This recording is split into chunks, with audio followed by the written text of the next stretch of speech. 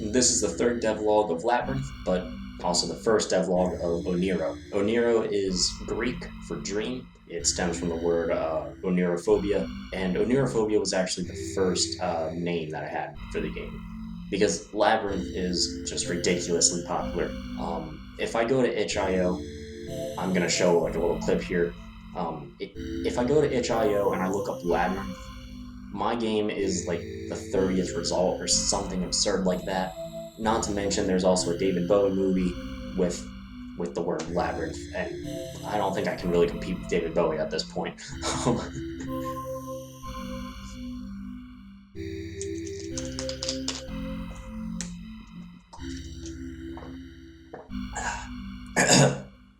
All right, third devlog time. All right, so this third devlog is rather underwhelming in my honest opinion. There's definitely more I could have done. There's more that I could have avoided. And really, I'm just going to take this version as a learning experience because I had ended up hitting rock bottom, for lack of a better word. The new version added visual hand models for the player, a new type of menu. The menu looks a lot better.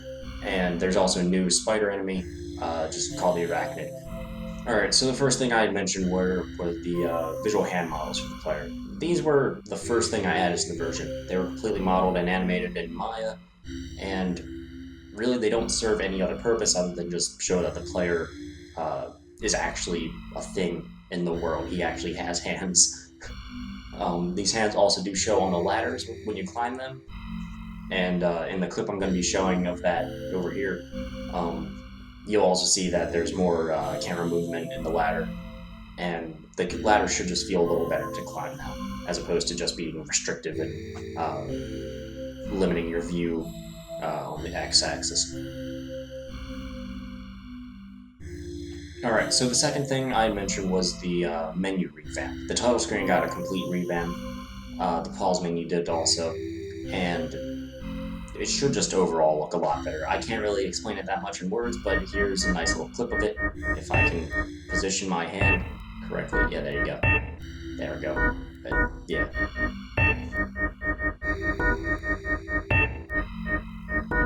Sweet. So the new options menu actually allows you to change the game quality from within the game, which is great. I love that. So you're able to change the game quality, you're able to change your player's skin tone, you can change if you want to actually see the hands or not. The cursor is another thing you can decide to render or not. So, let's see. And the waterfall effect on the walls. You can change that off and on if you want, because I think I was showing someone in my family my game, and they were kind of distracted by how the walls were moving down. And I think someone on Reddit also said the same thing, so I decided I should probably add that as a feature to turn on and off. Now, I did tell people in my Discord that there would be key bindings added in whenever I did a menu revamp. And I want to say off the bat, I'm very sorry that I didn't add those. The reason I didn't add those were because it started taking up way too much time. I was at probably the 10th day mark when I could assign all the keys, all the mouse buttons, all that would be fine, and they would all work perfectly, but I had wanted the key binding to be infinite. I wanted there to be limitless options, so that would mean, like, if I wanted to move forward when I moved my mouse to the right, then it would be possible. And it was honestly just very difficult to manage. I will be writing a devblog on my thoughts and everything that went through my mind when I decided, hey, I should make this, to the point where I was like, hey, I shouldn't make this. And it was definitely a learning experience.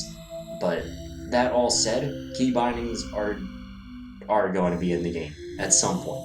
I just need to reach out to a professional. I need to reach out to other people who've actually used the engine, who's actually good with the engine. And hopefully they can help me, and I will find a way to add the key binding in. It's just this update, it took up way too much time, and it was honestly such a big motivation loss when I couldn't figure it out. And that's really where a lot of my time went for this update. But like I said, I will be writing a devblog on the key bindings on this whole version actually, because this has been a weird version to me, and I will be sure to link it once I actually have it published in the description below. The third addition to the version that I mentioned was the Arachnid enemy. The Arachnid enemy is on the same tier as the Red Wisp, the Blue Slime, the Red Slime, and all those. Now, the Arachnid will stay in a spot until the player comes close to him or the player attacks him, and once the player startles the Arachnid, then he'll start to crawl in the direction that he was facing, and he actually has the ability to climb upon walls and ceilings. Now, this feature is still a work in progress. There's still a few times every now and then that I notice them breaking, but for the most part, the enemy is functional. The enemy is sort of threatening, and a big reason why the enemy is threatening is because they can lay eggs that spawn in more spiders. So each spider can spawn up to 2 eggs, and then after the spiders spawn their eggs, they can actually start leaping at the player and dealing a bunch of damage. Alright, so with all that out of the way, I would like to say again, sorry for the changelog length. There's really not much to the update itself, and as always I will leave links to the game and all the other pages that you can find me at, and I would like to thank you for watching this video. I'm going to go start working on that next update, and hopefully it'll be a hell of a lot better than this one. See ya.